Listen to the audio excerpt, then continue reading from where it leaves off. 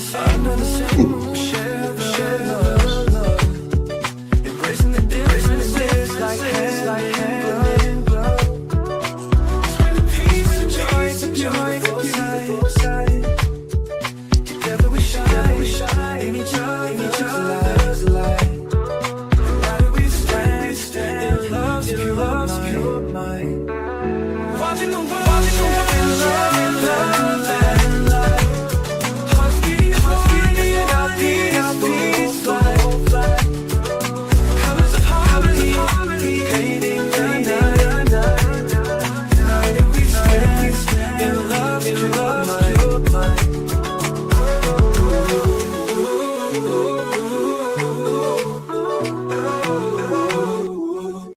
Good afternoon, everyone. Actually, it's still morning yet. We have roughly another 17 minutes. At any rate, thank you for tuning in and watching the world. This has been really a busy week in regards to Kelsey Fitzsimmons and also when it comes to Nicolas Maduro. As you guys know, I covered that case yesterday, boots on the ground in New York City. So, with all of that being said, we missed a few things, a few key ingredients to the week when it comes to the President of the United States and his cabinet meeting. You know what's happening right now? The stock market is down tremendously, and also prices have gone up. And we hear about different people struggling throughout the United States and abroad, right? What's happening when it comes to the war in Iran and so much more. Today, we're going to cover the cabinet meeting so we could try to see what the President of the United States has to say about the matters that are so important, especially when it comes to finances, as people are trying to pave the way, trying to figure out what's coming down the pipeline. So let's tune in to see what's happening with the cabinet meeting. As you come in, hit the like button, share, and subscribe. Also, today we have a homicide detective that will be coming on at 3 p.m. Definitely you want to tune in for that to find out more and about the Nancy Guthrie case and so much more when it comes to these crimes. So let's tune in now. Thank you for tuning in to Watching the World 777. How are you?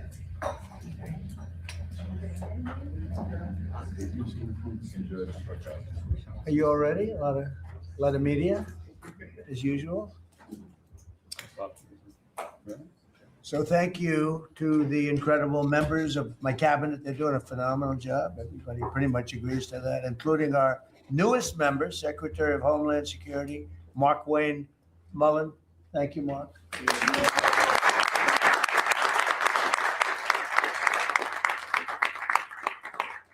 And we all know him very well, and he was a very popular senator, very effective senator.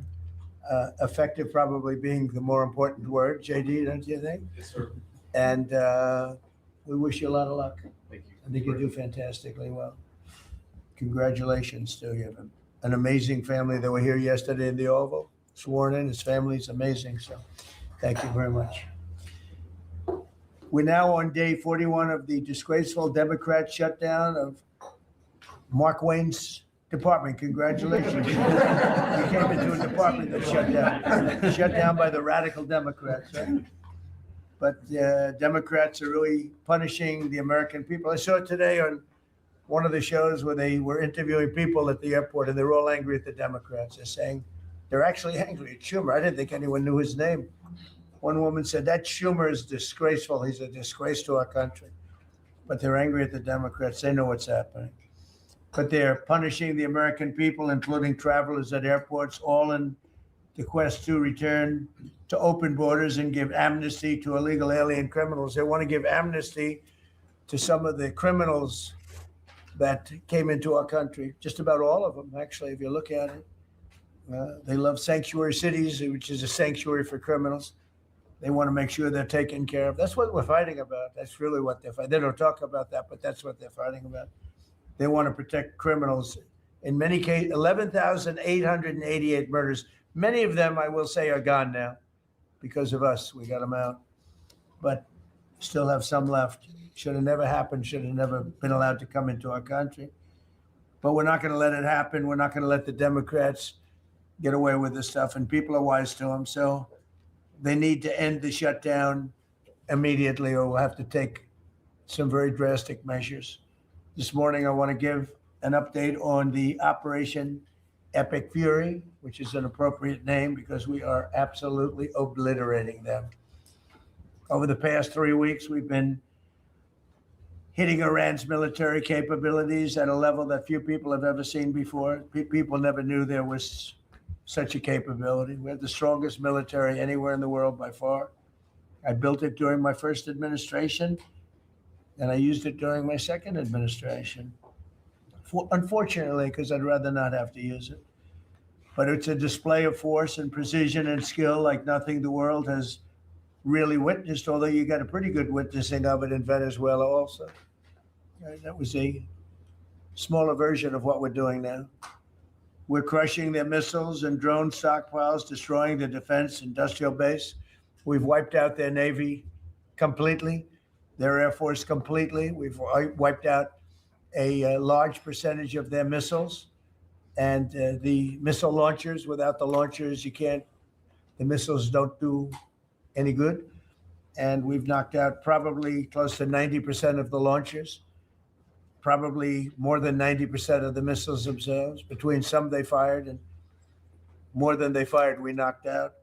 We've also destroyed a lot of the factories. We're continuing to do that, but a lot of the factories where they manufacture the drones and the missiles. The drones, too, are way down, but the reason they're down is they go one way and they don't come back, because for the most part, we're shooting them down. But we also are able to, we've really done tremendous damage to the places where they make them. And just so we set the record straight, because I've been watching the Wall Street Journal's fake news and all these stories that get printed like, oh, I want to make a deal. They are begging to make a deal, not me. They're begging to make a deal.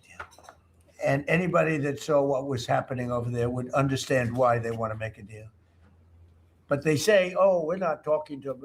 Anybody would know they're talking. And only a total fool. And they're not fools. They're very smart, actually, in a certain way. And they're great negotiators. I say they're lousy fighters, but they're great negotiators. And they are begging to work out a deal. I don't know if we'll be able to do that. I don't know if we're willing to do that. They should have done that 4 weeks ago. They should have done it 2 years ago. Or they should have done it when we first came into office, because 2 years ago they had free reign under Biden. Sleepy Joe, worst president in the history of our country. When he allowed to happen to our country at the borders, and even with a thing like this. But not just him. Every president for 47 years, every president should have done this. They should have done it a long time ago, because you cannot give lunatics a nuclear weapon, and they would have had a big one. It stopped really when we did the B-2, but even before that, the Barack Hussein Obama, what he did where he gave them the Iran nuclear deal, gave them free will toward a nuclear weapon. Basically, he chose Iran over Israel and others that didn't want him to do it. But I terminated that deal. Had I not terminated that deal, you would have had a nuclear weapon years ago, and it would have been used, guaranteed. And one of the reasons you know about the guarantee is because their neighbors were sort of like bystanders. They weren't involved very much.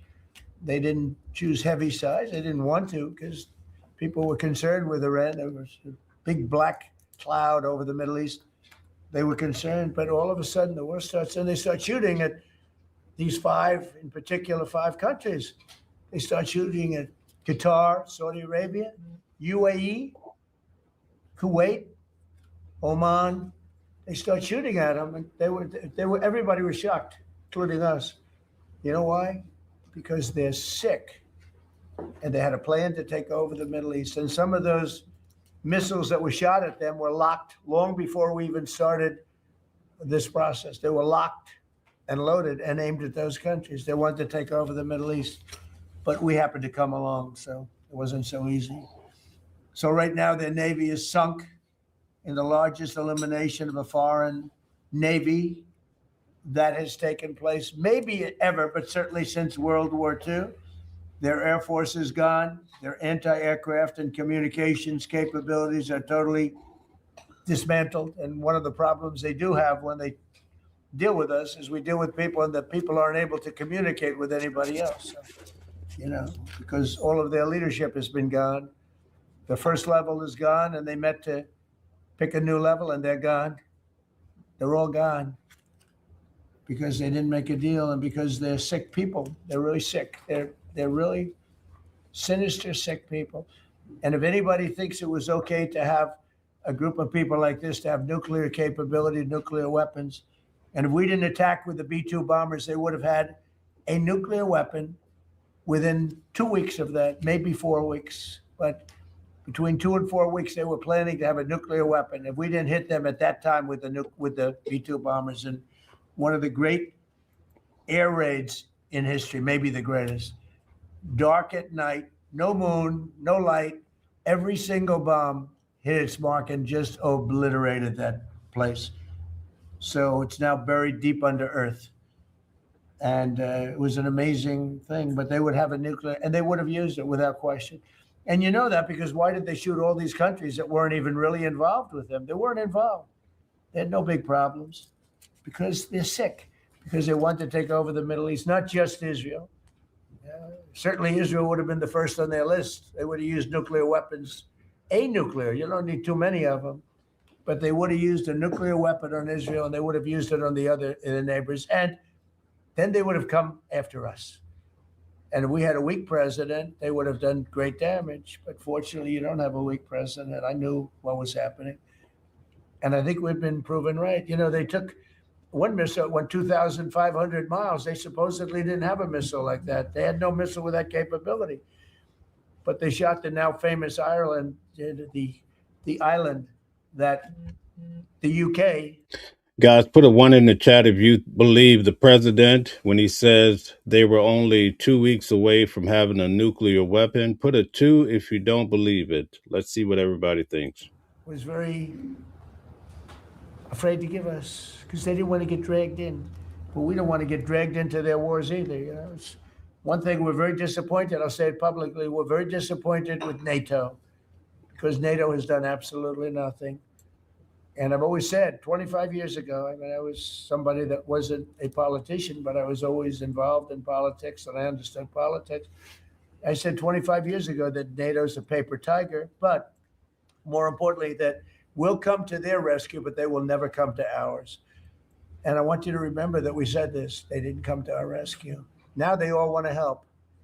When they're annihilated, the other side is annihilated. They said, we'd love to send ships. They actually made a statement, a couple of them, that we want to get involved when the war is over. No, it's supposed to get involved when the war is beginning or even before it begins. We had the UK say that we'll send, this is 3 weeks ago, we'll send our aircraft carriers, which aren't the best aircraft carriers, by the way. They're toys compared to what we have. But we'll send our aircraft carrier when the war is over. I said, oh, that's wonderful. Thank you very much. Don't bother. We don't need it. And we don't need it. We don't need them.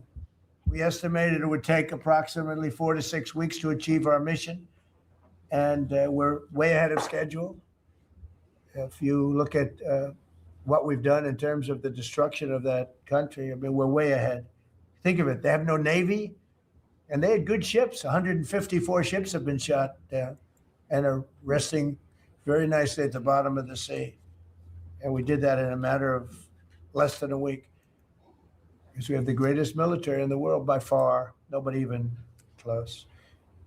So we estimated it would take approximately 4 to 6 weeks to achieve our mission. 26 days in, we're extremely, really a lot ahead of schedule. The Iranian regime is now admitting to itself that they have been decisively defeated. They're saying to people, this is a disaster.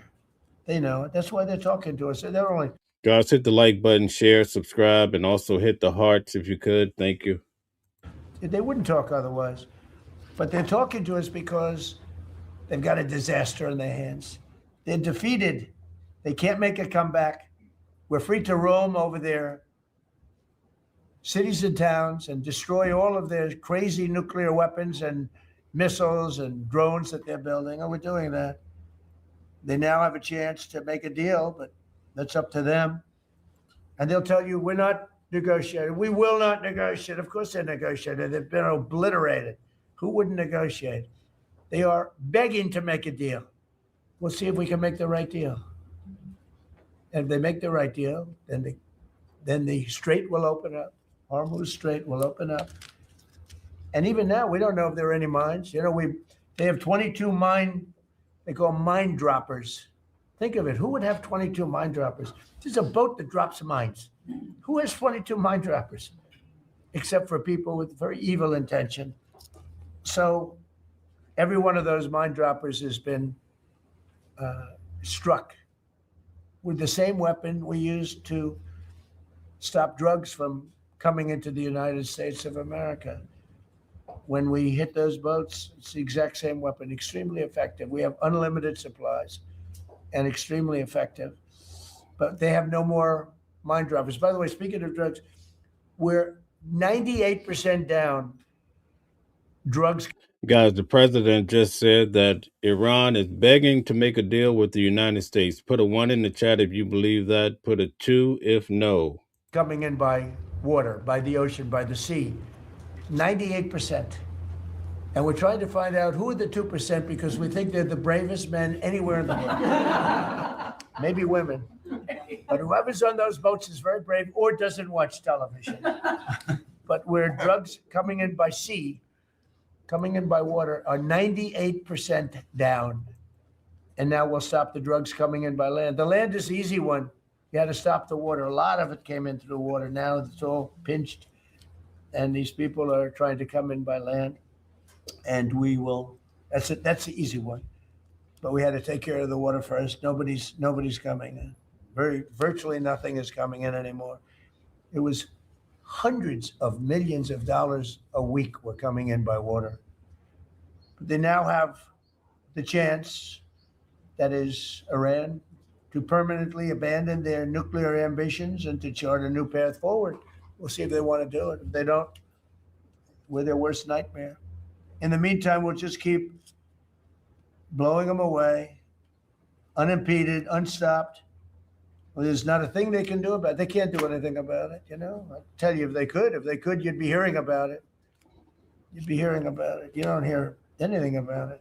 They can't shoot our jets. We have the best military equipment in the world. No, not even a contest. You see that with Venezuela. They had other equipment. They didn't have ours. It didn't work. Think of it. We did the situation in Venezuela. It was a great military operation, getting a very, very dangerous man who's killed a lot of people, forced people into our country. Incredible. He emptied his prisons in Venezuela, emptied his prisons into our country. And I hope that charge will be brought at some point, because that was a big charge that hasn't been brought yet. It should be brought. He emptied his prisons into our country and was a major purveyor of drugs coming into our country. And he's now been captured and, I guess be given a fair trial. But I would imagine there are other trials coming because they've really sued him just at a fraction of the kind of things that he's done. Other cases are going to be brought, as you probably know. In the meantime, with Iran, we're going to keep doing what we've been doing. And nobody's a match for the United States, but they're not a match for the United States. It's small potatoes. That's why I'm so disappointed in NATO, because this was a test for NATO. This was a test. You can help us. You don't have to, but if you don't if you don't do that, we're going to remember. Just remember this in a number of months from now. Remember my statements. They have an expression, a great expression. Never forget. Never forget. So as we end threats to America abroad, we're focused here at home on building the greatest economy in the history of the world. Now, before this started, the Dow hit 50,000. The S&P hit 7,000. Both of those achievements were not achievable. Every one of you, most of you, I guess, said you'll never hit 50,000 during a 4-year period because it was too high a number. Well, we hit it in our first year. And I said, well, now we have to take an excursion to Iran and we have to stop this maniac who's no longer with us. The supreme leader wasn't so supreme, no longer with us. It's very sad, but we have to stop him from blowing up the world, blowing up the Middle East, and blowing up our country, and we did that. And frankly, I thought the oil prices would go up more, and I thought the stock market would go down more. Hasn't been nearly as severe as I thought. I think they have confidence in maybe the American president and maybe the people sitting around this table. But Americans filing their taxes this year are receiving record-setting refunds. It's been a very big story. Well, it should be a big story. I don't think you read about it that much, but I speak about it. You know, I speak about it because if I speak about it, at least people here, you don't write about it. You don't write about the drug prices going down. It'll be going down 30, 40, 50, 60%, 70%. Favored nations, called most favored nations, we're going to be paying the lowest price anywhere in the world. Before we paid the highest price in the world, Bobby, right? And now we're going to pay the lowest price in the world. That's quite a difference. It's a difference of from 40 to 70 and 80 and even 90%. That's a pretty big difference. But we're slashing regulations and investment is pouring in from all over the world. We have the most investment of any country in history has been put into our country in the last year. And again, we had to take a little detour. Won't be long. Going to end soon. We had to take a little detour, go to Iran, and we had to put out a fire. Very dangerous fire that could have blown up big portions of the world, if not the whole thing. So tomorrow we'll be announcing a variety of actions that we're taking to support American farmers. We never forget, we love the farmers. We gave them $12 billion out of tariff money. We had a tremendous amount of tariff money come in, and we continue to have. We've gone, as you know, the Supreme Court gave us a very unfortunate, foolish ruling, a ruling that gives the people that have ripped off our country for many years, gives them some money back. It's one of those things. It's a terrible, terrible, horrible mistake they made, but it's okay because we have another method that's just as good. We'll use the other method. But because the tariff money has been so substantial, we gave our farmers who have been mistreated by some countries, we gave them $12 billion, and they're extremely happy, and they deserve it. They've been great. They never complain. They just go out and they farm, and they wouldn't do anything different. They wouldn't trade jobs with any of you, except maybe some of the fake media. I don't know. Somehow I don't see that. I like their job better, actually. I love the farmers. So we gave them $12 billion. So in just a few moments, Treasury Secretary Scott Bessent will discuss the actions that we're taking to address energy prices, which have not gone up as much as I thought, Scott, to be honest with you. And, you know, it's not over, so maybe it'll go up a little bit more. It's all going to come back down to where it was and probably lower. And my predictions have been right. Trump was right about everything. They have a new hat. Trump was right about everything. It's pretty right. But Scott's going to address that. And I think before we go very much further, I want to ask Vice President J.D. Vance to say a few words about where we are with the situation. He's involved with Steve and with Jared on negotiations. And then some of the others will speak. We'll have Marco say a few words. Pete Hegseth, who was born for this role. I mean, he's doing a great job. They gave him a hard time. And now people, I'll tell you, somebody came up to me yesterday, gave you a very hard time, said, you know, I made a mistake. Pete Hegseth is doing a good job. So when I tell you who, you're not even going to believe it. He said, Hegseth, he gave you such a nasty hard time, but you're doing great. And then Steve is going to speak, and Scott will speak last. And if we have any questions, we'll take some questions. You may have questions. I doubt it, but you may have some. So, JD, please. Yes, sir. Well, thank you. Guys, hit the like button, share, subscribe. Also, hit the hearts. Thank you very much for subscribing. Good to see everybody. Proud to be part of this team. Proud to be serving the president of the country. Let me just say a couple things. The first of all is the president summarized this very ably. But look, the Iranian conventional military is effectively destroyed. They don't have a Navy. They don't have the ability to hit us like they could have even a few weeks ago. And what that does is that gives us options, Mr. President. Now, there's been a lot of reporting about diplomatic options, about negotiations. There's, of course, Pete and his team. There are further military options. But what we have now that we didn't have when the president took over just a little over a year ago is the ability to use every tool at our disposal to ensure that Iran doesn't get a nuclear weapon. Because when I say options, I think it's important the American people know options for what? And it's options to ensure that Iran never has a nuclear weapon. You talk about people who walk into a crowded supermarket and have a vest on, and they blow up the vest and a couple of people get killed, and that's a terrible tragedy. What happens when what's on the vest is not something that can kill a couple of people, but can kill many, many tens of thousands of people? That is the most important American national security objective that exists for any administration at any time, is you don't want the worst people in the world to have a nuclear weapon. That's why the president is doing this. That's why the president cares so much about this particular issue. I'll let Steve talk a little bit about the details of the negotiation, but the last thing I'll say before I turn it over to Marco is I'm very mindful, of course, that we have a lot of folks overseas fighting very ably for the United States of America. I know Pete and the whole team, we're very proud of them, but they're fighting at a time where we are about to enter as Christians the most important week of the Christian calendar, the Holy Week that celebrates the return of Jesus Christ to Jerusalem. And so I want to say to all of my fellow American Christians, but particularly those serving in the Gulf, that I wish you all a very blessed Easter, a very blessed Holy Week, and we continue to stand behind you and continue to support you every step of the way. Thank you, sir. Thank you very much. Marco? The most important job any president has is to keep the American people safe. And every president says it, but we have a president that means it and does something about it.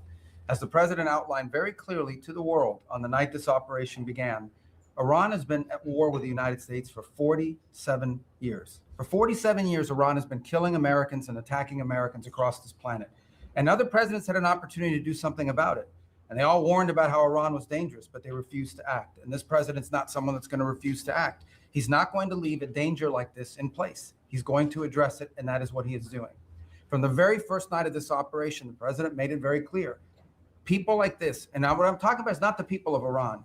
The people that run this country are radical Shia clerics. These are religious fanatics. Look what they are doing now. At their weakest point, this is the weakest Iran has ever been, and look at what they're doing. They're attacking embassies. They're attacking hotels. Imagine what these people would do if they had a nuclear weapon. That is an unacceptable risk for the world. By the way, the president's not just doing a favor to the United States and to our people. This is for the world. He defined very clearly on the first night of this operation what the goal was. We were going to destroy Iran's Navy, and that is happening. We were going to, if it hasn't already happened, I'll let Pete speak to the specifics of it. We were going to destroy their missile launching capabilities. We're well on our way to achieving that goal. We were going to destroy the factory so they couldn't make more missiles and more drones. And that is moving forward. Every single objective the president clearly laid out on the first night of this operation is being effectuated. Again, Pete will speak to the specifics of it. This has been an incredibly successful operation. Every day, it may not get covered because, we're unlike them. We're not bombing embassies and hotels. We're hitting military targets. But every day, the Department of War lets the drummer get wicked over every portion of Iran that has these military capabilities, and the results are going to bear fruit for the world. The world is going to be a safer and a better place when President Trump's mission here is achieved. And frankly, I think countries around the world, even those that are out there complaining about this a little bit, should actually be grateful that the United States has a president that's willing to confront a threat like this and not allow it to continue to persist. Because these people will kill as many Americans as they have a chance to do. And if they have a nuclear weapon, as the vice president pointed out, they could kill millions of Americans in the future. And that is a risk that was not going to continue to exist as long as we had this president. Thank you, Marco. It's very interesting because yesterday I was watching, is it Anthony Blinken? And he was saying that they should have done it, but they didn't do it. Nobody did it. Nobody did it for 47 years, Marco. That's the number, 47. I guess now it's 48 because we've been saying 47 for a long time. It's probably 48. But for 47, 48 years, every president should have done this. And some are saying now that they made a big mistake in not doing it, but we're taking care of business. Steve Woodcock, please.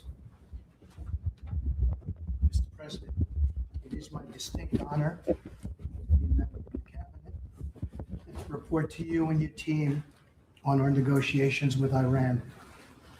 Mr. President, you directed Jared and I to pursue a diplomatic resolution with Iran prior to Operation Epic Fury, which we did.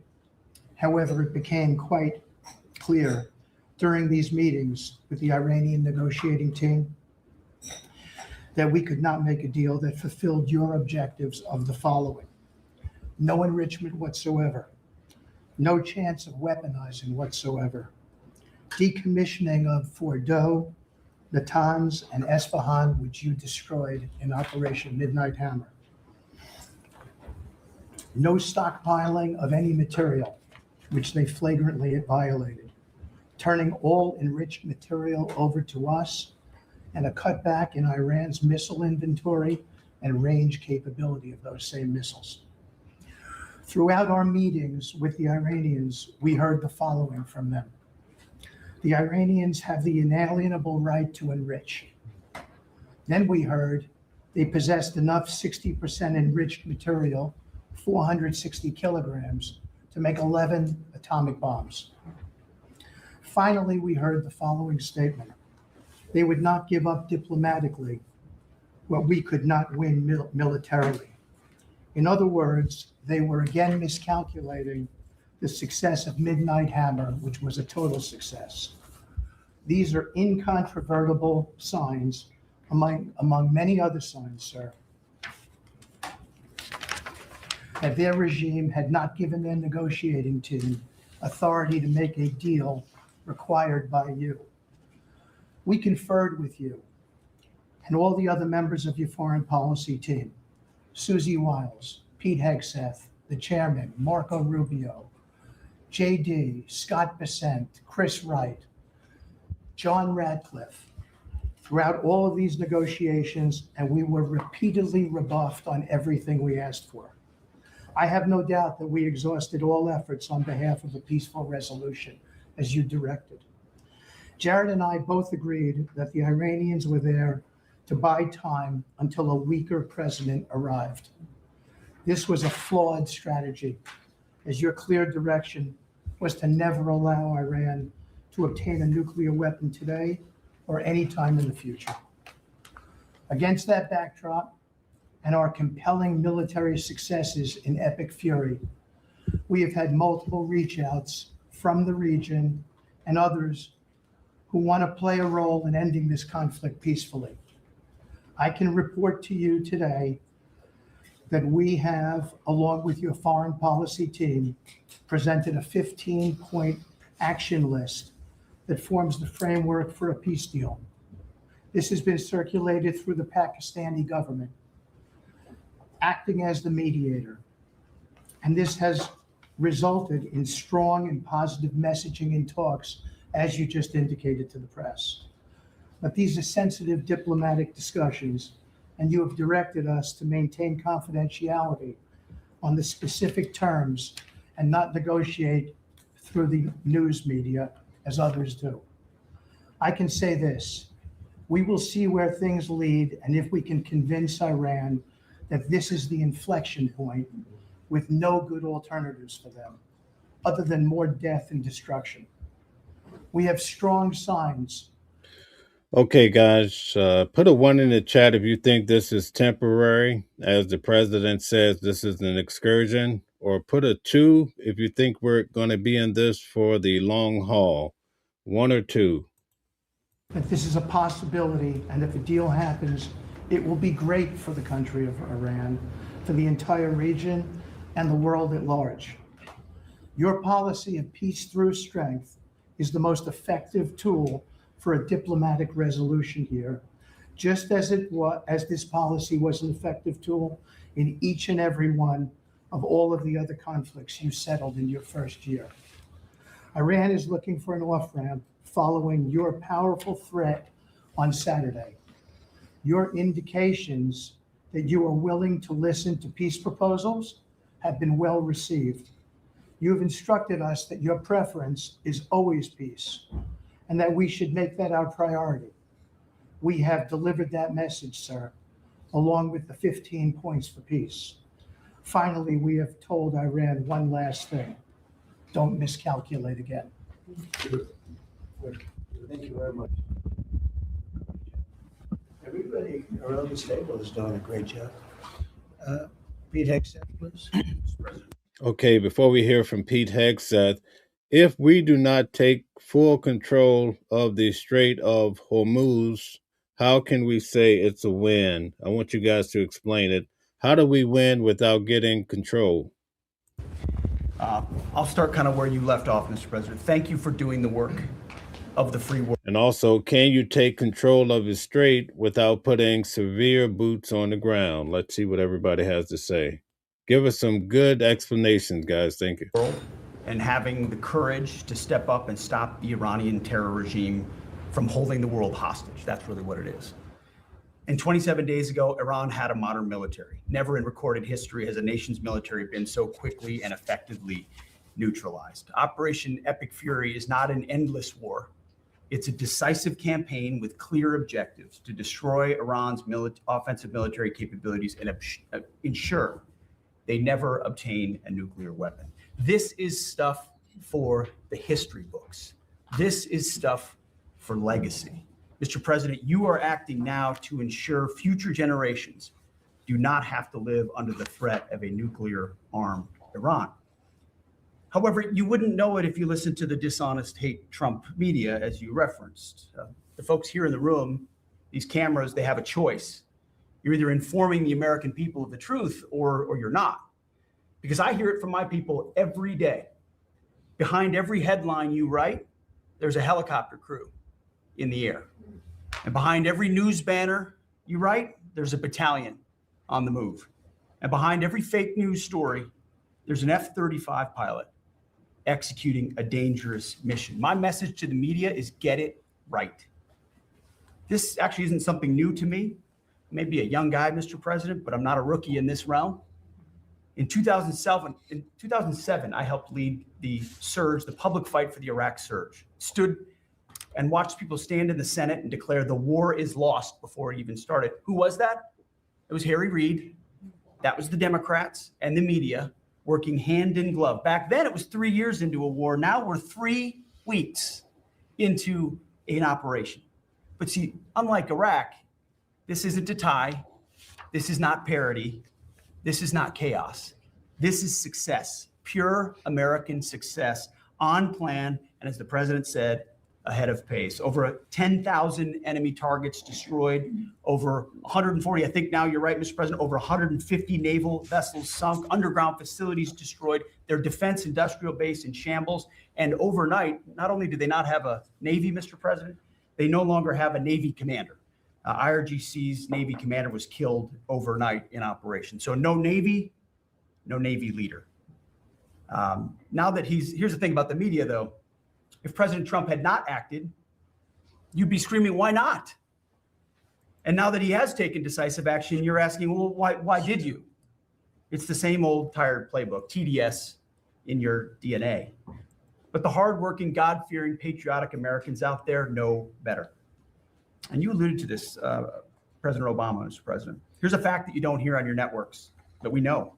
Many of the Iranian military factories and bases that we're systematically destroying were paid for by the pallets of American cash that Barack Obama flew into Tehran under the Iran deal. You might call it an inconvenient truth. Iran took our money and turned it into weapons and bunkers and ammo. And now we're destroying those weapons and you're writing, Mr. President, that grievous wrong. And make no mistake, we had to act. And our objectives are clear. No nukes, no Navy, and a complete dismantling of their missile program and defense industrial base. And as Marco pointed out, that mission, and the VP as well, has not changed since day one. Yet, 2 days ago, they shot 2 failed missiles on a target 4,000 kilometers away. For years, they told the world that their missiles could only range 2 kilometers. Surprise. Yet again, Iran lied. And to the world, I say London is 4,000 kilometers from Iran. Washington, D.C. is 3,300 kilometers from Venezuela, another country President Trump did something about that partnered for a long time with Iran. So you're telling us that Iran is not a threat to the world or to the U.S. President Trump knows better. And here's what success actually looks like right now. You mentioned it, Mr. President. A-10 Warthogs, if you know them, you love them, and Apache helicopter gunships are flying strike missions inside Iranian airspace and throughout the Strait of Hormuz at will. See, you only send these slow, low-flying, close air support platforms when the enemy has no meaningful air defenses left. Their presence is proof that Iran's air defenses are gone. Okay, guys, thank you to Chad. Chad says Midnight Hammer will go down into history as one of the largest strategic mistakes. We decentralized all of Iran's nuclear materials so it cannot be tracked. It led to this war and an economic disaster. Thank you for supporting the channel, Chad. Thank you for subscribing. Their command and control is shattered, their top leaders hiding in underground bunkers, while their mid-level commanders are being crushed in the field. The morale of their fighters plummeting. We see that disconnect daily. They're privately admitting, as you said, Mr. President, very heavy losses. We know that. President Trump has given us a clear mission. Our capabilities are only going up and Iran's are plummeting. We are here to win, and we're full speed ahead. So, Steve, we appreciate your efforts. We pray for a deal and we welcome a deal, and we have the ultimate deal maker to make it happen. But in the meantime, as I said yesterday, the Department of War will continue negotiating with bombs. War is negotiation by other means. And finally, I want to thank our incredible troops, our pilots, crews, sailors, refuelers, air defenders, the absolute best of America, the real 1% of our country. This president, President Trump, has your back. And I know this cabinet prays for you every single day, and we ask the American people to do the same as they continue in this mission. God bless. Thank you. Thank you very much. It's great. I think before I ask Scott to say a couple of words, it would be great if people like the mayor of Chicago and the governor of Illinois would say, please come in and stop the crime. A beautiful young lady was killed the other day, and the father was a very good friend of Dan Scavino, and he took it very hard. Dan took it very hard, like the father, friends. They grew up together, and it's a young lady whose life would be saved if we did what we did as an example in Washington, D.C., which is now a safe city. All the time, people come up to me in the building, people that work here, they say, thank you so much. I know immediately what they're talking about. They're able to walk to work. They walk to work. You all walk to work. Some of you were mugged. I know you told me stories. Some of you were mugged. One person in particular was viciously mugged in the group right here. It's not happening anymore. You have a safe city. Louisiana, the governor of Louisiana called me, could you help me with New Orleans? They just had the Mardi Gras. He said it was the safest Mardi Gras we've ever had. Sounds terrible to say. No murders. It sounds like, who would say this? No murders. But they always had murders. They had a lot of crime during Mardi Gras. He said virtually no crime. We had the troops down there. Memphis, Tennessee, I just got back. We were there. Crime is down 75%. In a short period of time, we're there 5 months. We could do that for Chicago. We could do that for New York. We could do that for LA.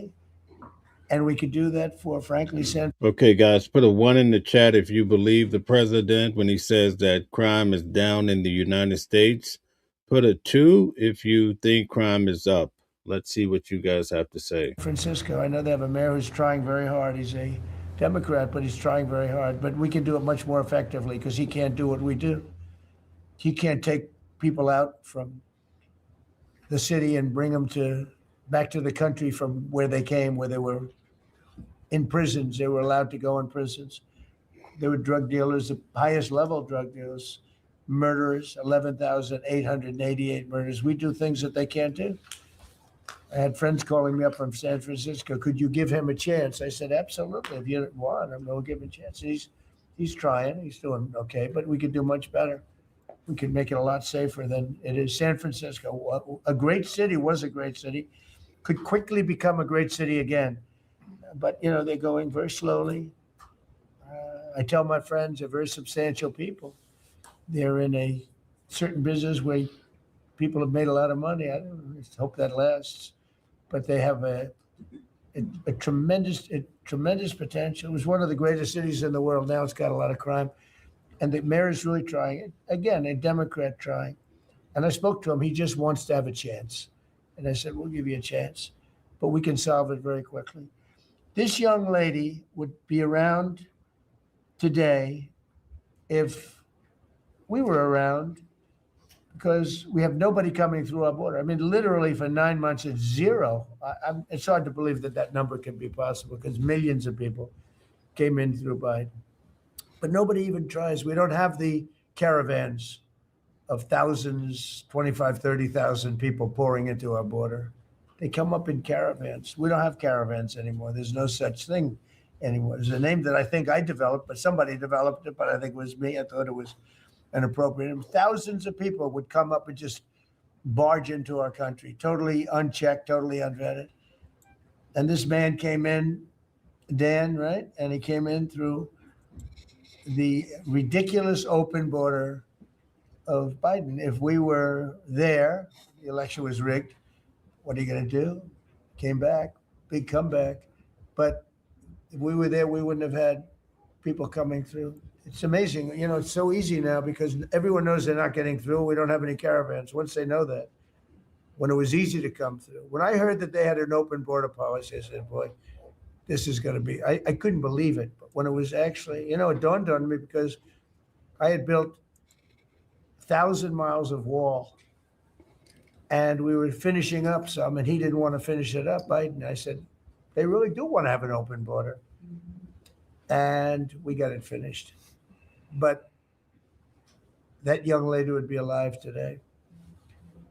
And she'd be alive for another reason, because we would have the National Guard in Chicago and in New York and in other places. And they love doing it. It's like training, to be honest. It's actually training. I never want to take them out of D.C. I mean, maybe somebody later on will do it, but I never want to take. You know, the people, they look, they say, we feel so good, we feel so safe. We see these beautiful, strong people, and they're so nice. They help. They open the doors for people. They carry bags. They pick up paper when they see paper on the ground.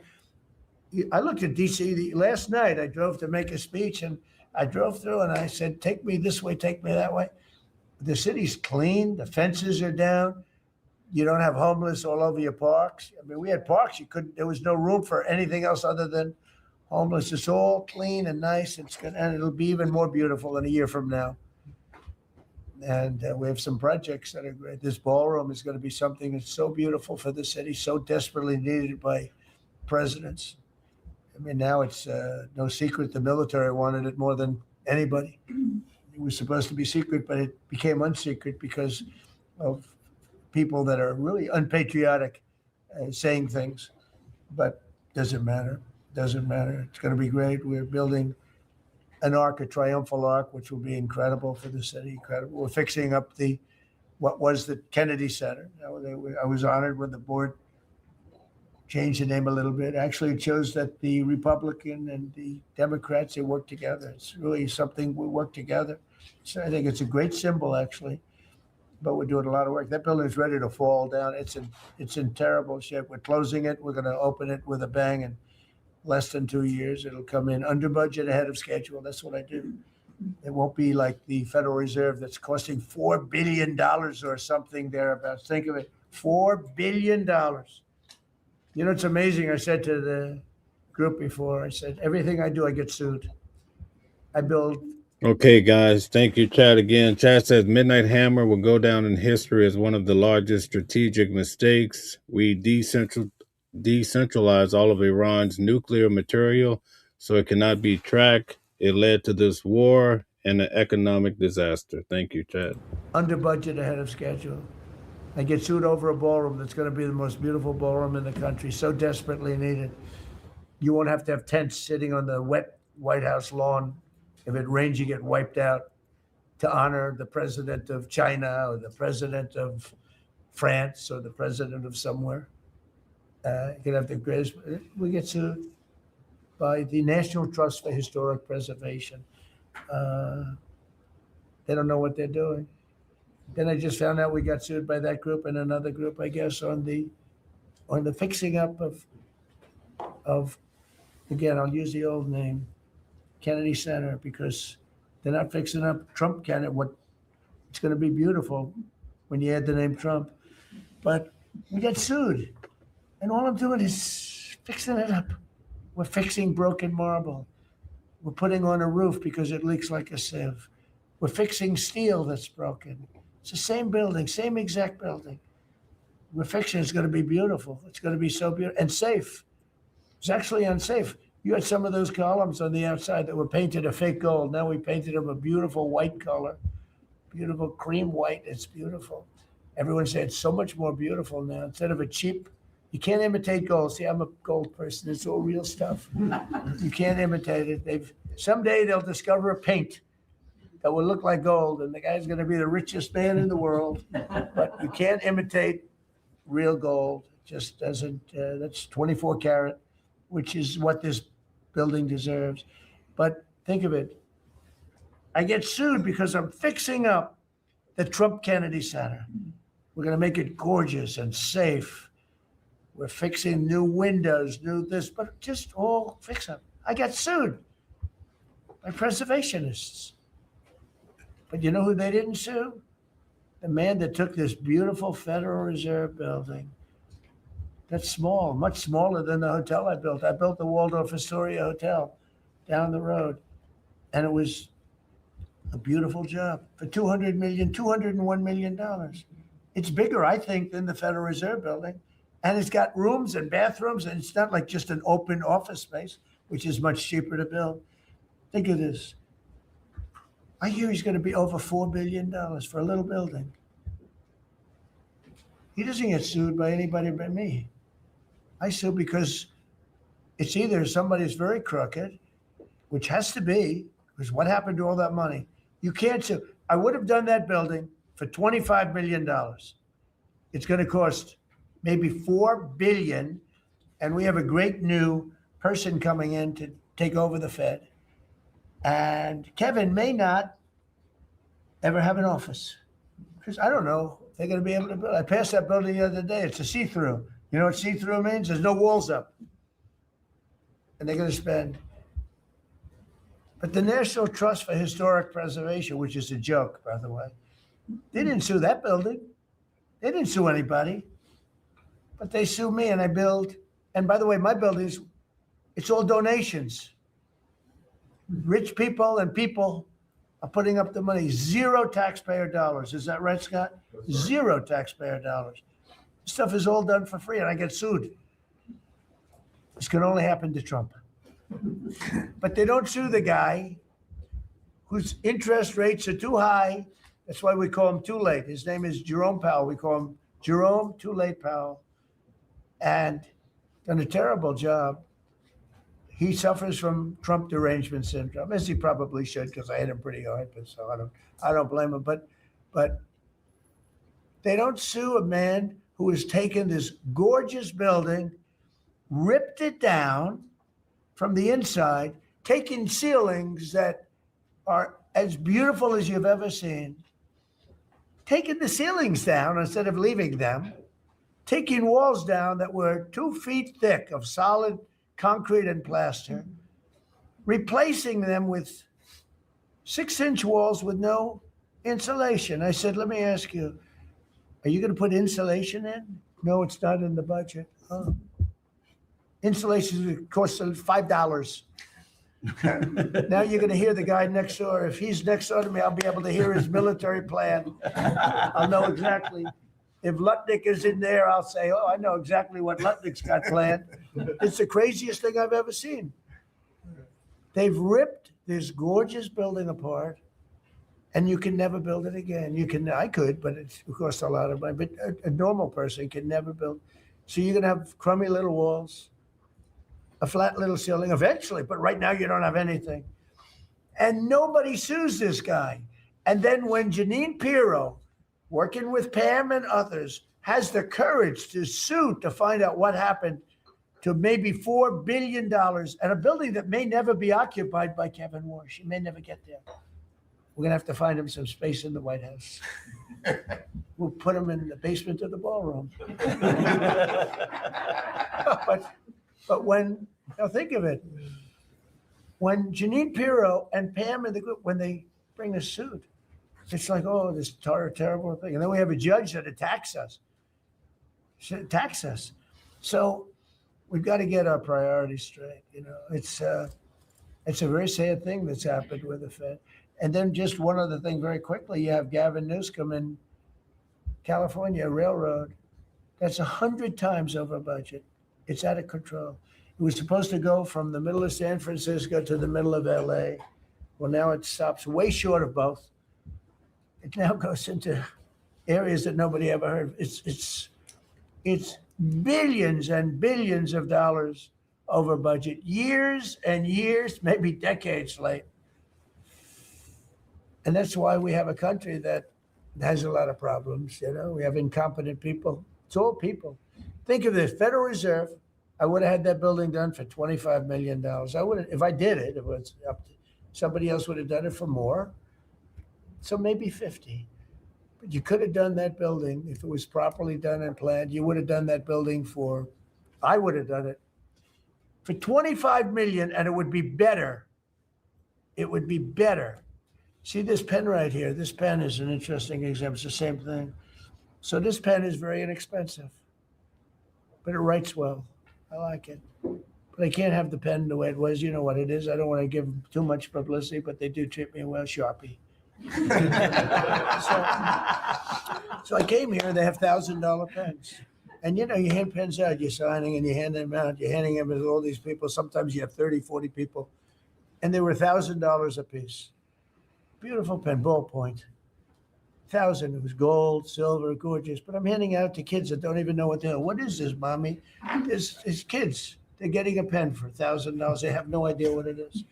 And I feel guilty because I'm like, you know, I'm by nature, I don't, you know, it's the government. I love the government like I love myself economically. I want to save money. So I'm saying, this is crazy. And I had another problem. They didn't write well. So I take it out and I sign and there's no ink.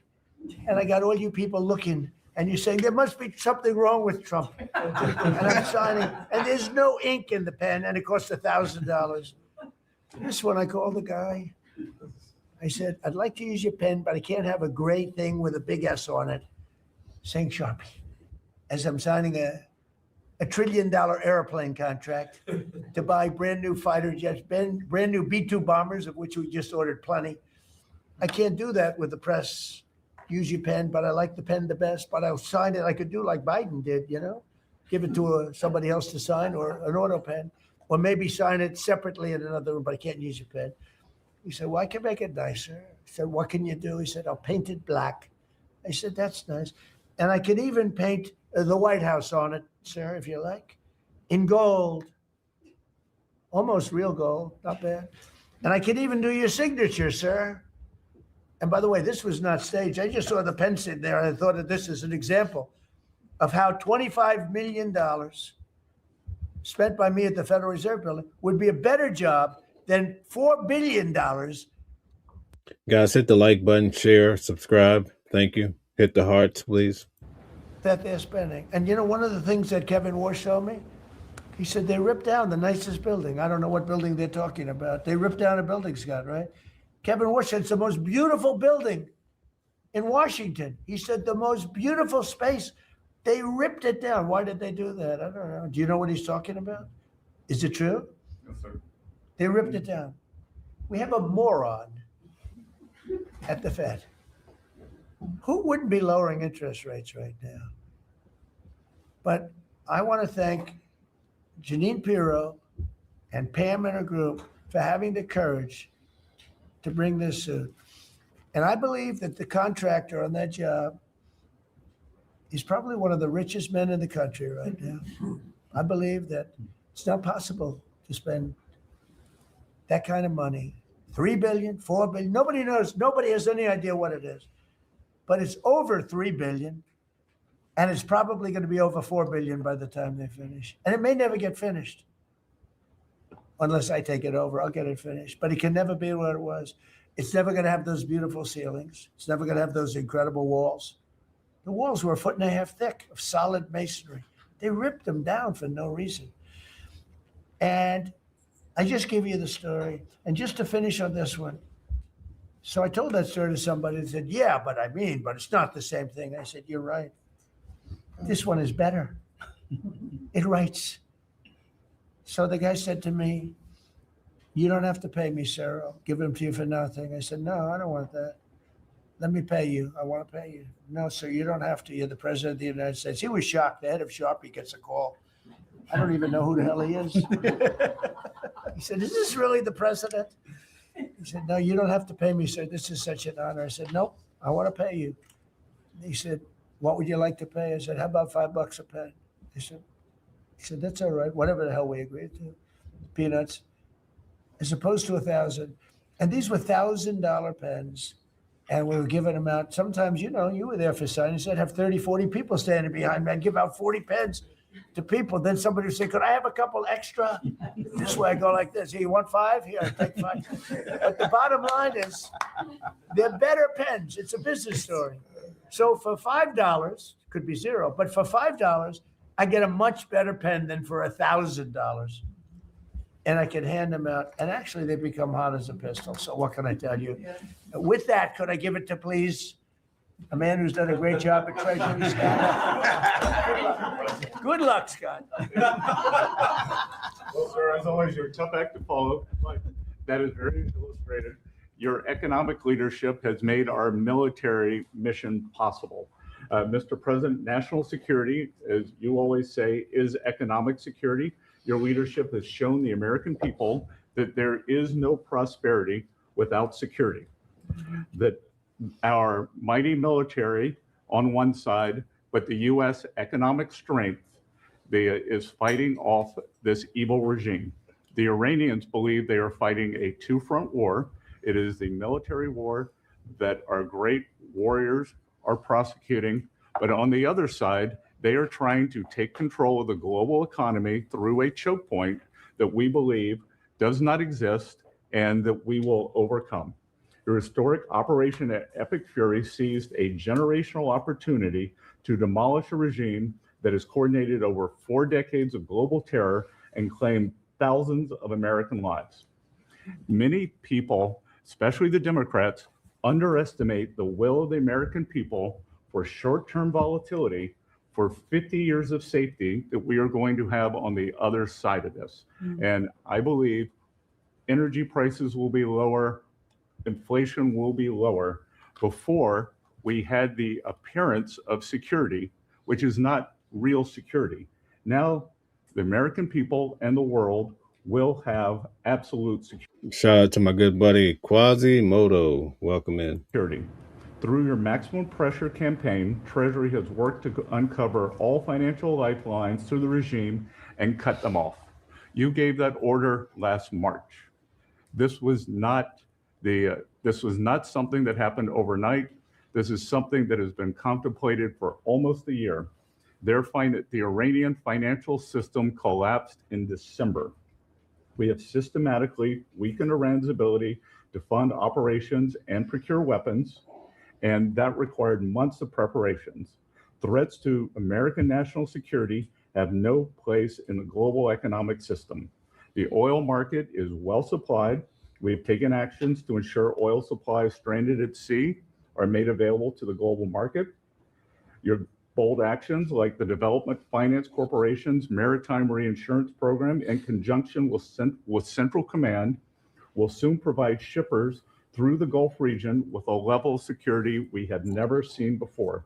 Mr. President, we are starting to see more and more movement in and out of the Gulf today, and this is more than yesterday, and this is the beginning. I am confident that shipping traffic will continue to increase on a daily basis, even before we secure the straits. Turning to the home front, the U.S. economy remains strong. We had a strong economy thanks to you. We are the best insulated in the world thanks to your energy efforts in term 1 and term 2. The U.S. is an energy superpower. American workers' purchasing power is finally being restored. The latest figures indicate robust real compensation increases. We are starting to see the working family tax cuts benefits bearing fruit this tax season. 44% of tax returns have claimed at least one of your signature policies: no tax on tips, no tax on overtime, no tax on Social Security, deductibility of auto loans. The average tax refund is up more than 10% for working Americans. The economy you vitalized through your pro-growth policies is well positioned to withstand these temporary disruptions. The United States dollar has reasserted itself as a safe haven asset. The US dollar has appreciated since the hostilities began because everyone knows, thanks to your efforts, the US economy is the best position in the world and capital is flowing in. Efforts to reprioritize economic security are ensuring the United States remains secure, resilient, and prepared for the challenges ahead.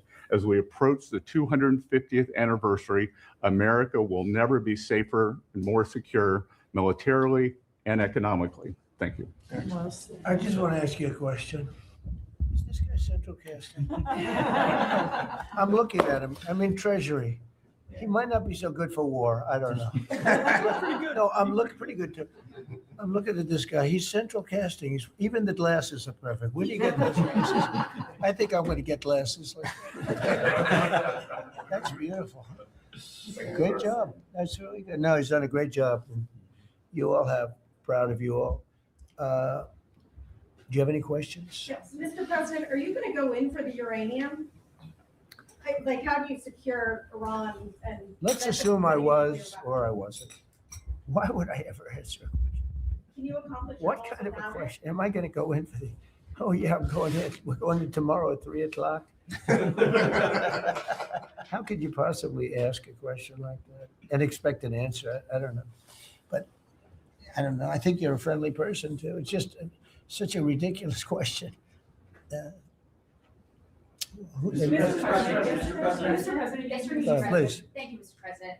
There's been a report that potentially the U.S. is looking at diverting some munitions, air defenses that were meant for Ukraine to the Middle East. Is there any accuracy to that? Is that something you're considering? Well, I'd have to ask you, but we do that all the time. You know, we have tremendous amounts of ammunition. We have them in other countries, like in Germany and all over Europe. We have, you know, we're packed, and sometimes we take from one and we use for another. We help Ukraine. Biden started, and he gave $350 billion away. Too much, way too much. And we sell it now to NATO. We sell it to NATO, and they probably give it to Ukraine. Mostly, I think they give it to Ukraine, but we get paid for everything that we give. We don't give anything anymore. It's a tough situation, that whole Ukraine situation. Very, very tough. We're working very hard on getting that one solved. It doesn't have any impact on us, virtually nothing. In fact, if anything, I mean, we sell a lot of equipment for that unfortunate war. 25,000 people died last month, 25,000, so mostly soldiers. Some in the towns, but for the most part, soldiers. They're dying. Nobody's seen anything like it since World. Guys, make sure you hit the like button, share, subscribe. Come back today at 3:00. I have a homicide expert coming on to talk about Nancy Guthrie, 3 p.m. Eastern Standard Time. World War II. It's a terrible situation, and hopefully that's going to get settled. You know, I settled 8 wars, and many of them I think were more difficult than this one. In theory, they were more difficult, but there's tremendous hatred between President Putin and President Zelensky. Tremendous hatred. I've seen it before, but I've never seen it maybe to this extent. And I think that's calming down a little bit, and I think we have a chance of getting it done. But it doesn't affect us. Hey, Jeff, thanks for all you do. Give my regards to your family. Thousands of miles away. That's why when I heard the head of Germany say, this is not our war about Iran, I said, well, Ukraine's not our war. We helped, but Ukraine's not our war. I thought it was a very inappropriate statement to make, but he made it. You can't erase it. Guys, put a 1 in the chat if you agree with Robert, if you're concerned about gas shortages, or put a 2 if you think it will never happen. But he felt that way. I said, well, you know, Ukraine's not our war. and it's not, but I would like to see all those young people stop being killed. I mean, they're being killed. It's like a slaughterhouse. What's happening there is horrible. 25,000 on average. Last 2 months ago was 31,000 people died in 1 month, Marco, right? I said, it's getting crazy. It's getting worse. Think of it, 31,000 soldiers, both Russian and Ukraine, died 2 months ago, 25,000 last month. And if I can solve that, it would be a great honor to do it. I wish it could have gone faster. I solved other ones in 1 day that have been going for 32 years. We stopped one that was starting, it was already started. India and Pakistan, and the Prime Minister of Pakistan, a very fine gentleman, said President Trump solved something that was going to cost 10 million lives. That was going to cost a lot of lives, 2 nuclear nations. And those were complicated, but we got them done quickly. This one is, it's a shame. And the only reason I'm doing it, frankly, is because I want to stop death. I want to stop the death from happening. I think I'm going to go with a man that I've missed, Brian. I haven't seen you in a long time. I miss you. He's been in a very strange location. I don't know. He's had a strange thing happen. But anyway, go ahead, Brian. Well, good to see you too. Actually, good to see this in Carter County. Good to see you too. You talked about gas prices coming down. Yeah. Obviously, they will. But would you ever consider suspending the federal gas tax in order to kind of temporarily alleviate some? Well, some people should do that. As an example, in California, every time prices go down, his prices go up because the gas tax is bigger than the tax itself, bigger than the product itself. It hasn't. I mean, we've thought about it, I guess, but honestly, when I did this, I knew it was going to be a little bit. We had the greatest economy ever. We had the greatest stock market in history. I said, we're going to take a little bit of a hit, a short-term hit. It's going to end up going much higher than it was, in my opinion. I said we're going to have a great stock market. Nobody thought we could get to 50,000 or 7,000 in the respective indices. Nobody thought that was going to happen, but it did in the first year. They said it couldn't happen in 4 years, that you wouldn't hit 50 in 4 years, but you could maybe get close. We hit it in the first year. And I said, this is a good time to solve a problem that you had to solve. And that's what I did. But the gas tax, people have talked about it. It's something we have in our pocket if we think it's necessary. And if I can follow real quickly, you just recently took off, Secretary Duffy, 17,000 truckers off the road that quite frankly could not speak English, which is a safety issue. Yeah.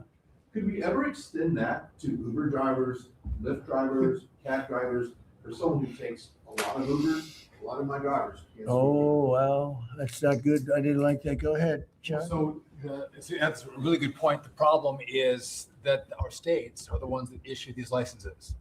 So with commercial driver's licenses, we do have some federal control.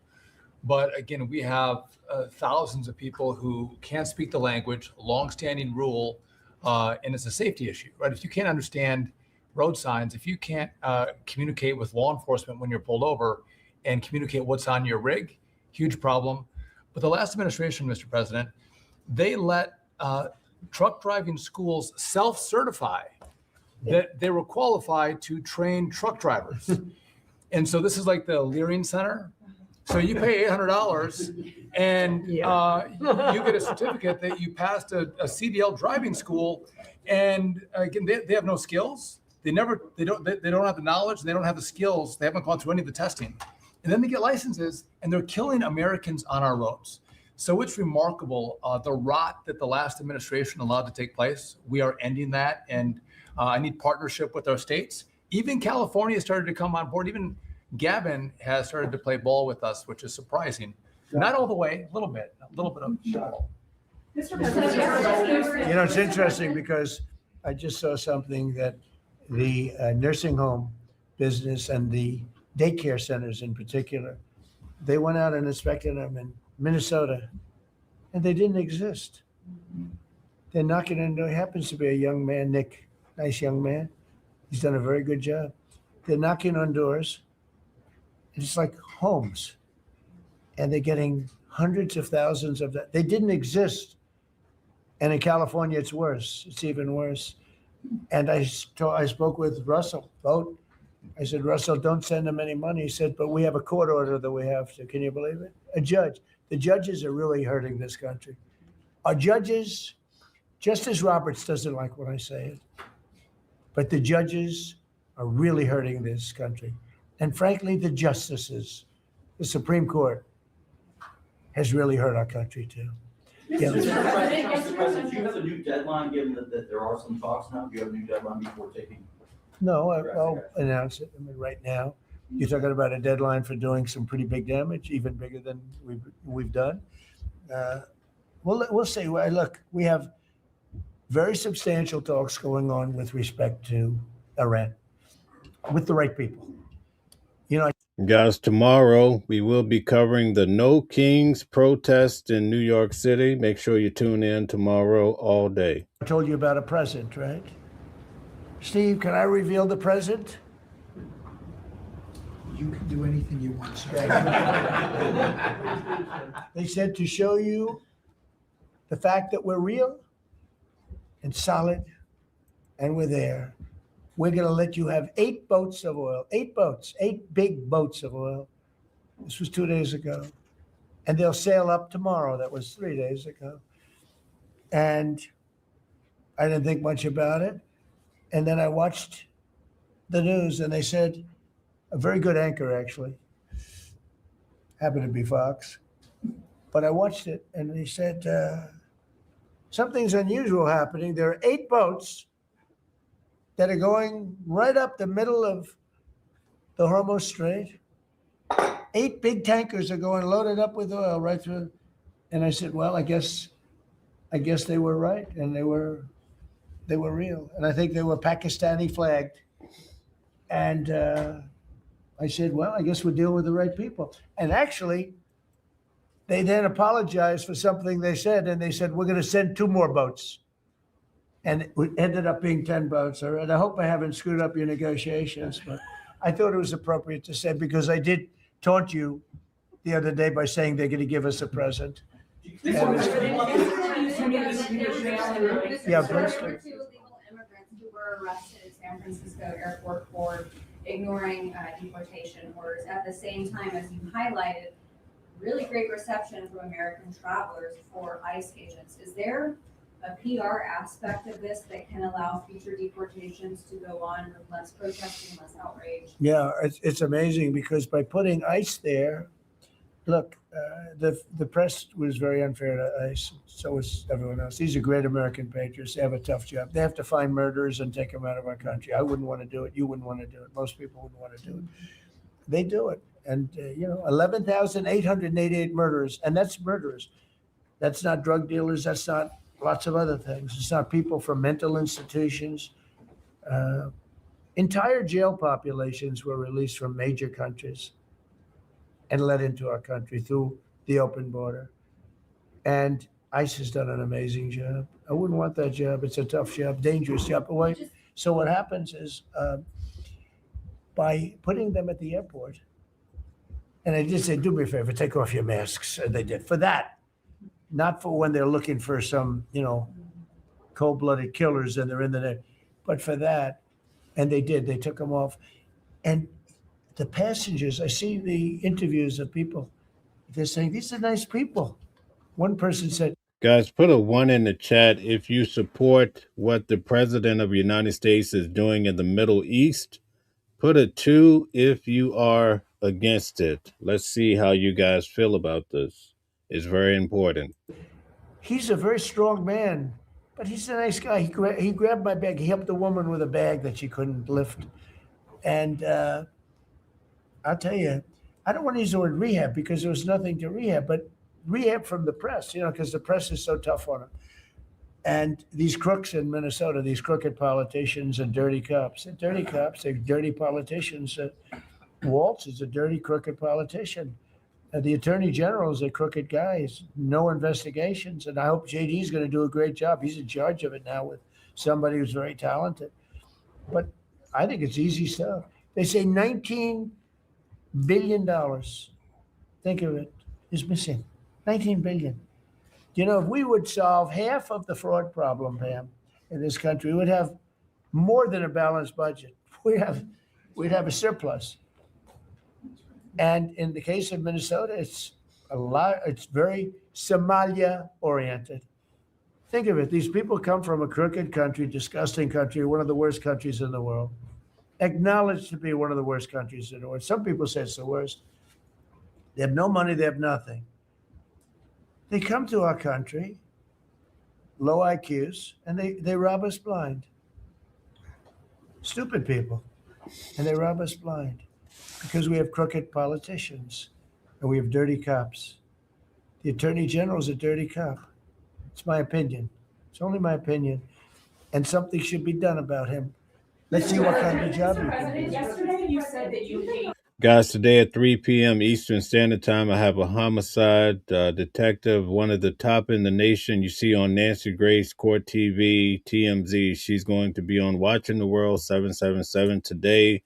I promise you, you don't want to miss the show. I'm going to ask her all the questions about Nancy Guthrie's case. If you would like to submit your question, feel free to email me. I'll be sure to ask her. And thank you guys for supporting the channel. Excuse me? Should Iran be able to charge a toll for the Strait of Hormuz? They're charging some vessels to go through. Oh, yeah. Well, should they be able to? Yeah. I mean, they shouldn't be able to, but they're doing it a little bit. I don't know. Look, their capability is a lot less than it was 2 weeks ago. And with every week and every day, frankly, it gets less and less. All I can tell you is they're begging to make a deal. So let's see what happens. We may make it. Tell me about mail-in ballots. Go ahead. You mean I used the mail-in ballot? You probably said, yeah, I did. Why did you You know use what? that? Because I'm president of the United States. And because of the fact that I'm president of the United States, I did a mail-in ballot for elections that took place in Florida because I felt I should be here instead of being in the beautiful sunshine You taking. were in Palm Beach, sir, the last few weekends. That's right. And I decided that I was going to vote by mail-in ballot because I couldn't be there because I had a lot of different things. But, you know, we have exceptions for mail-in ballots. You do know that, right? So if you're away, we have an exception. If you're in the military, we have an exception. If you're on a business trip, we have an exception. If you're disabled, we have an exception. And if you're ill, if you're not feeling good, whatever. So I was away, mostly in Washington, D.C., so I used a mail-in ballot. But I appreciate the question because I know it was so well-meaning. Yeah. Mr. President, I actually just looked at the company that owns Sharpie and they stock turned positive. Actually mentioned it. By the way, they deserve it. It's a good product. You gave a 5-day deadline. With oil tankers going through the Strait of Hormuz, is that a condition to move that 5-day deadline? Well, we don't want anything impeded. We want ships to go through. We don't know that they've dropped any mines, by the way, because we blew up all their mine droppers, right? We blew up every one of them. They're going to have to take them out on a rowboat or something. I don't know how the hell they get out there, but we don't really know. You might speak to it. We don't know. There could be a few of them out there, but that's a lot. You know, if you have $1 billion ship and you get hit by a mine, it's not the greatest thing in the world. So if you think the problem with that, that's not like you've decimated the military. If you think there may be a mine, that's a bad thought, and it stops things up. How are we doing in that regard, Peter? Mr. President, you're right. We have so heavily degraded their coastal defense capabilities and their naval capabilities that any strategic or operational attempts to do those types of things are extremely limited. And we continue to move over the top of that. Now, whether Iran makes a wise choice or not to try to execute that is part of how this deal comes together. But with every passing day, the military pressure that we're putting on them lessens their ability to really hold that militarily at issue. I mean, the problem with the issue of the Hormuz Straits is this: we've decimated them as a military. No Air Force, no Navy, very few rockets left. We blew up so many. Hard to manufacture them. Same thing with drones. The leadership is gone. The problem with the Straits is this. Let's say we do a great job. We say we got 99%. 1% is unacceptable because 1% is a missile going into the hull of a ship that cost $1 billion, right? So 1% is we can't. If we do a 99% decimation, that's no good. So how much is your coalition then? So it's really, a little bit, but I have a feeling it's going to clean up pretty quickly. How close are you to I can just say this, they want to make, and I probably hurt our little negotiation. It gives them a little impetus to say, well, I wish you didn't say that. But they said yesterday that we weren't negotiating with them. And now they admit that we were negotiating with them. So they want to make a deal. The reason they want to make a deal is they have been just beat to shit. So the Are you Senate. thinking of taking control of Iran's oil? It's an option. I mean, I wouldn't talk about it, but it's an option. Is that something you thought about? Well, in Venezuela, we've done very well working with Venezuela, certainly. And we've taken in billions and billions of dollars. And by the way, Venezuela is doing better right now than they've ever done in the history of their country. And it's sort of like a joint venture.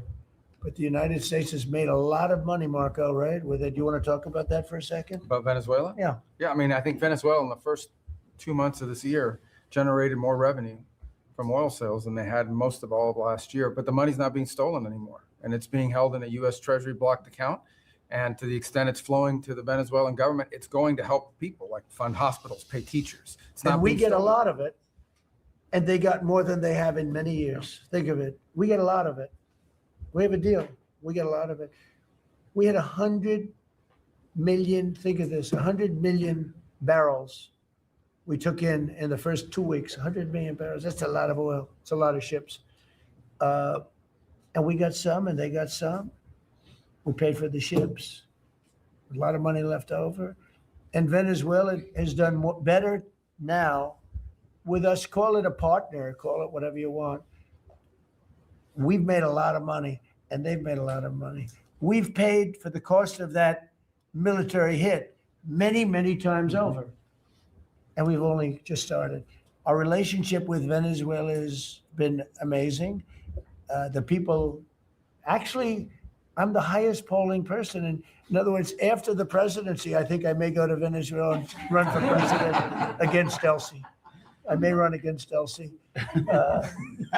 It's an option. No, they like me in Venezuela, but it's an option for me. It's a wonderful option. Yes. There's some reports that Gulf allies are concerned about winding down the war too soon, potentially leaving Iran. Well, they probably like us to stay, but the concern. if we don't stay, look, it's a beautiful thing about airplanes that go 2,000 miles an hour is you can get back there very quickly. If we don't stay, we're going to be protecting them. We know, they've been very good.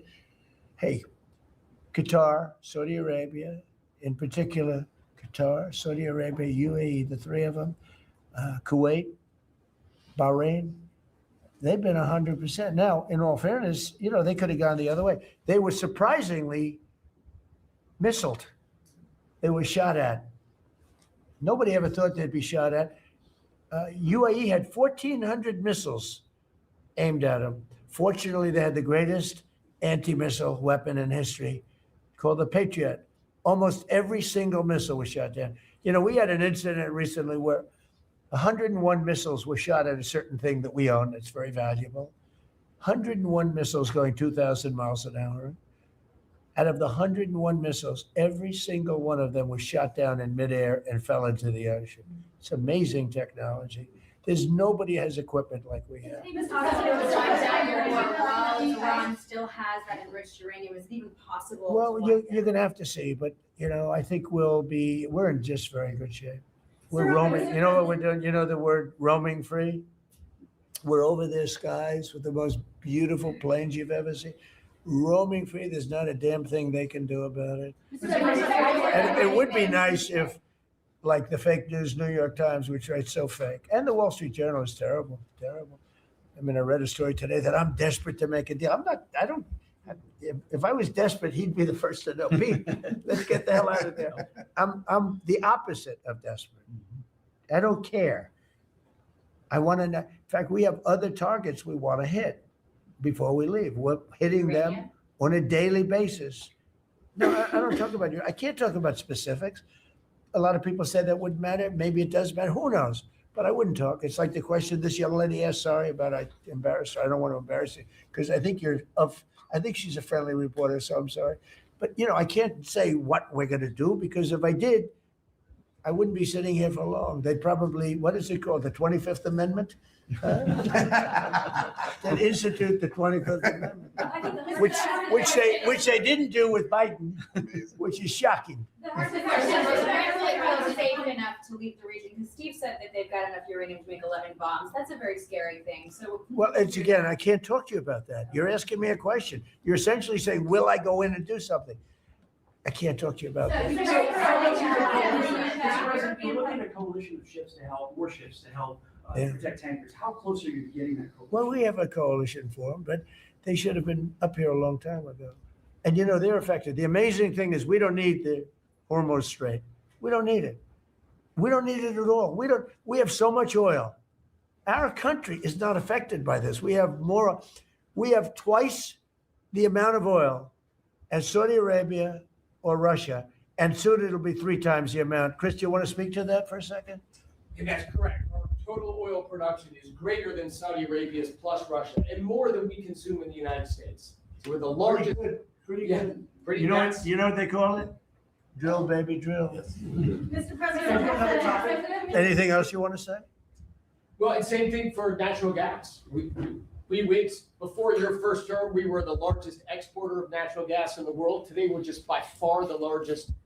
And we were the largest importer. Now we're by far the largest exporter, and it's growing rapidly this year. New facilities are coming online, new production's ramping up. We're doing an amazing job. We're getting a lot of help from that man right over there. He's getting approvals done quickly and very environmental. He's an environmentalist, actually. He does a great job, but he gives you a fast approval or rejection. Do you have anything to say? Well, back on Venezuela, where Chris and I have both had a chance to be there, I literally think they're going to put a statue to President Trump. And it's not a political statement. It's an actual thing. So. That would be a great honor. No, because it's like they view President Trump like Simon Bolivar. He's the liberator of a country. And this is a country where they love American baseball. You look on the street, they're wearing NBA jerseys. And Delcy and her team working with us, getting back. Chris and I both experienced, it was the first time in Venezuelan history that they had the free press allowed to come on to essentially where the White House, the Palacio Miraflores. And it was an emotional thing for people that had been for 20 years that never had a chance to be there. So whether it's and then production, it's showing up in production. The American companies that are coming back, most of those American companies have many American Venezuelan team members. One company in Houston's got 600 Venezuelan Americans that know more about reviving that industry. So their GDP is 1/4 of what it was before. They want to get back. They remember what it was. Their production on oil production is climbing towards 50% increase just in the 3 months we've been here. That flows to American refineries on the Gulf Coast, lowering the price of gas in America. So Forget that. When are they going to do the statue? The hell with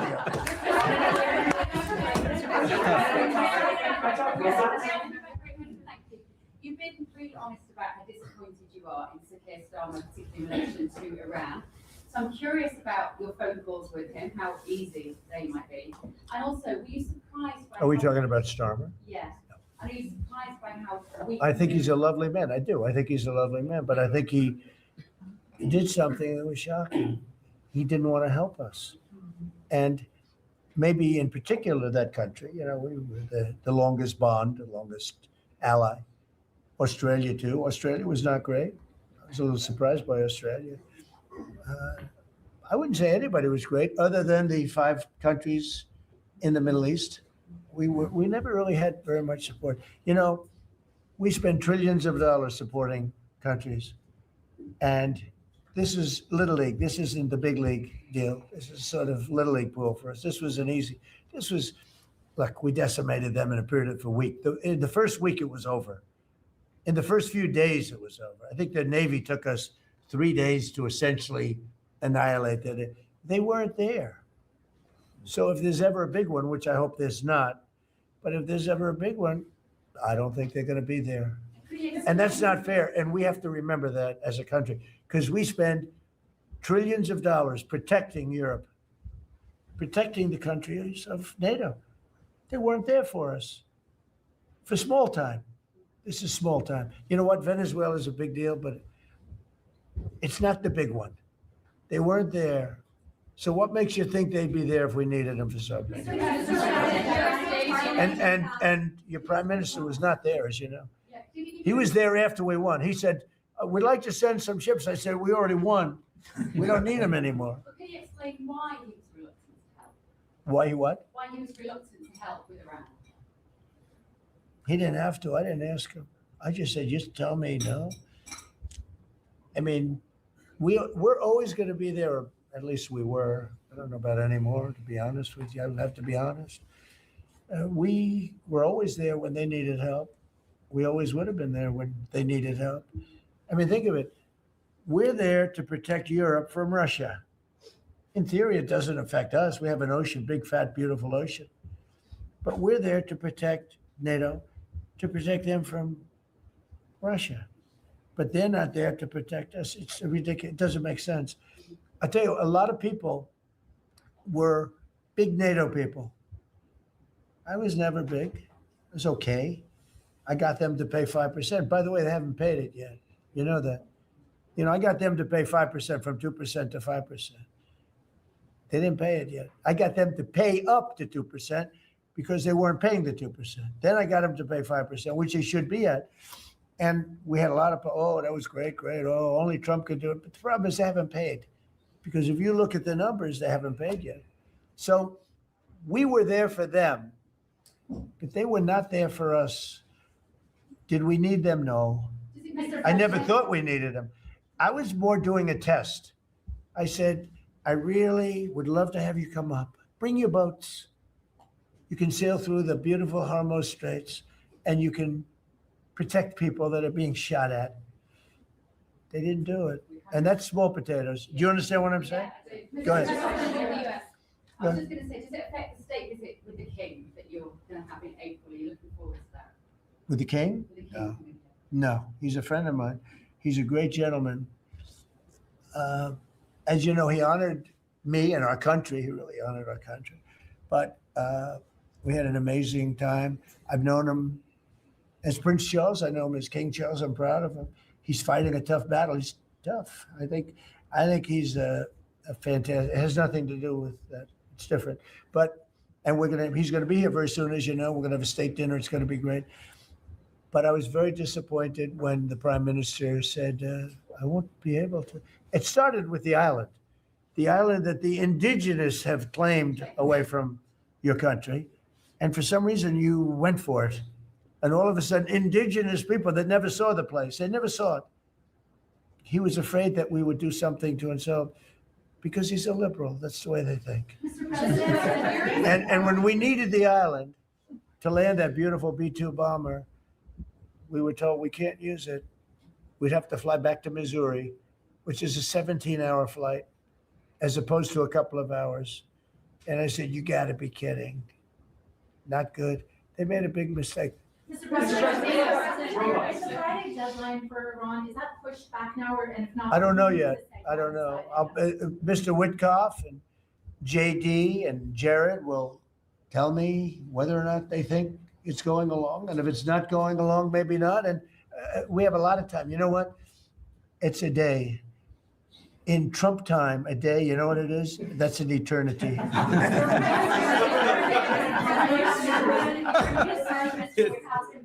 Say it, what? European Parliament just passed a major deportation plan. Some of the tenets of it are that member states can deport rejected asylum seekers to third countries regardless of whether they have a connection to it. It allows for detention periods of up to 2 years and also offshore return hubs or detention centers similar to our. Who did this? Which country? European Parliament, and the vote was not close. It was 389 in Good. favor to 208 against. I'd vote with them, yeah. Europe is where you are now. Do you think that will move the needle with Democrats? I don't care about the Democrats. The Democrats hate our country. The Democrats are in chaos right now. And they have no common sense. You know, they have one quality that's amazing. They stick together. And it's harder because they stick together in a ridiculous policy like men playing in women's sports, open borders for everybody, including murderers and anybody else that want it. We're open to you. Come in, murderers. You know why they do that? They do that for a couple of reasons, but they do it for votes because they think they're going to vote for the Democrats. Even though I did great with the Hispanic vote, tremendous with the Hispanic vote. You know, I turned that whole thing around. The Hispanics like me and I like them. And you know, it's interesting with Hispanics. When I built the wall, everybody said, oh, that's going to ruin us for the Hispanic. It was just the opposite. They know all about immigration and they know all about death and crime, and they're smart people and they have common sense. They wanted to be protected from the people that were coming into our country. So, you know, I won the election with a very tremendous Hispanic vote, and I think it's higher now than it was then. So we're a party of common sense. The Democrats are a party of insanity. They're a party that will destroy our country. If I didn't win this election, I believe our country would have been destroyed by now. 1 year, that's all it would have taken. If you had Kamala or Sleepy Joe, either one, it wouldn't have mattered. They're the same thing. Two sleepy people, two stupid people. I believe, and by the way, Gavin Newsom, who is one of the candidates, I believe he took himself out of the running when he says he suffers from mental disability. And a reporter said it was terrible that I talked that way about somebody with mental disability. I said, I have no problem with it, but I don't want a person with mental disability to be my president. I mean, you don't want to have a person with mental disability being your president. And Gavin Newsom said that he can't read a speech. He can't do almost anything. And then he said he's as dumb as all the people in the room. And he got accused of being a racist, which was an amazing set. I thought it was the worst interview I've ever seen anybody give. He's actually a very stupid person. So I believe he's out of the running. I think that statement, that interview, he admitted that he's a stupid person. I don't want a stupid person being president. You know, I'll say it right now. I say it because no press ever reports it. I'm the only president that ever took a cognitive test. I took it 3 times. It's actually a very hard test for a lot of people. It wasn't hard for me, but it's a cognitive test. It starts off with an easy question. And by the time you get to the middle, it gets tougher. By the time you get to the end, very few people can answer those questions. They get very tough, mathematical equations and things. I took it 3 times. I aced it all 3 times in front of numerous doctors that I have no idea who they are. And I was told when I went in, they said, Doc Ronnie told me this. My current doctors are fantastic doctors. They said, well, if you take it, you know, it's Walter Reed. It's essentially a public hospital. And if you do badly, it's probably going to get out. But I aced it. I got them all right. And one doctor said, I've never seen anybody get them all right. I've been doing the test for 20 years. I want people, I would love to see anybody that's a president or a vice president or anybody that has any chance of being a president. I would like to see them take a cognitive test, because we had a man in this office that had no clue what was happening. And let me give you a little secret. He wasn't a smart man 30 years ago. And I'll tell you about President Obama. He wasn't a smart man either. I know all about him. He wasn't a smart man, highly overrated. He was a great divider. And our country can't go through that anymore. Can't go through. We have done an amazing job. I had to do a little stopover. I call it an excursion. I had to do a little stopover in Iran, and we had to knock the hell out of them because our country would not have been safe. The world wouldn't have been safe. I've done a great favor for the world. The world has not been reciprocal, because when I told NATO, where we give billions and billions of dollars, trillions over the years, I said, do you mind coming up and giving us a little hand with the streets? Send up some. They didn't want to get involved. And I believe that's going to cost them dearly. Thank you very much, everybody. Thank you. Thank you very much. All right. Thank you guys for tuning in today for News at Noon. We covered the cabinet meeting with the president, hoping to get answers about the war, but we still have more questions indeed. Thank you. And we will look forward to having you guys on tomorrow too. We're covering the No Kings in New York City. If you would like to see all the chaos that's going to happen in the big city, tune in. I will be reporting boots on the ground, so that should be exciting. Also on Sunday at 7 p.m. Eastern Standard Time, we have criminal defense attorney Calvin Johnson. So we look forward to that. We'll go over a lot of questions This week I covered Kelsey Fitzsimmons. I also covered Nicolas Maduro in court along with his wife, Celia Flores. So we get a chance on Sunday to sit with the criminal defense attorney and have those tough questions answered. So some are saying the No Kings Parade. Others call it a protest. So at any rate, I definitely will be bringing that to you. Each day at noon, we have the news at noon. We cover the hot topics, and on Tuesday mornings, we have the morning show. So tune in for that as well. We have that and so much more. Next Wednesday night, we have the law professor. Her name is Candace Kelly. She is so amazing. You'll see her all over the internet. She speaks at a very high level. And then last night, Thursday, we had Mama Flips. We always enjoy having Mama Flips. She really brings a lot of information to us. And also she gives us a lot of pushback to help people use their critical thinking skills. We look forward to it. We love it. Thank you for tuning in today. We'll be back on later with a great show for you guys. Definitely, we will continue to cover Nancy Guthrie. That case has everybody stumped as to what happened to Nancy Guthrie. All that and more, so much more here at Watching the World 777.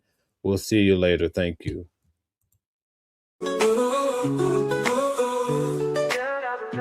Different voices, but the same song. Loving a world where we all belong. Kindness leading the way, breaking the chains.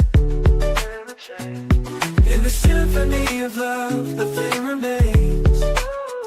Embracing diversity, brighter days in sight. Watching the world sharing love and light. Hearts beating as one in our peaceful flight. Colors of harmony, painting the night. United we stand in love's pure might.